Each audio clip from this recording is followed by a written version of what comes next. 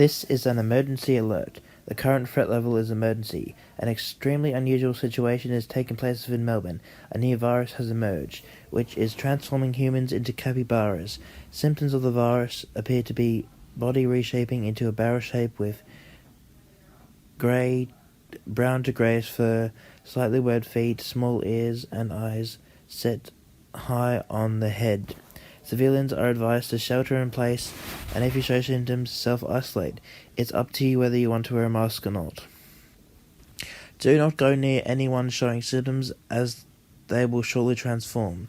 At this time, it is unknown how the infection started.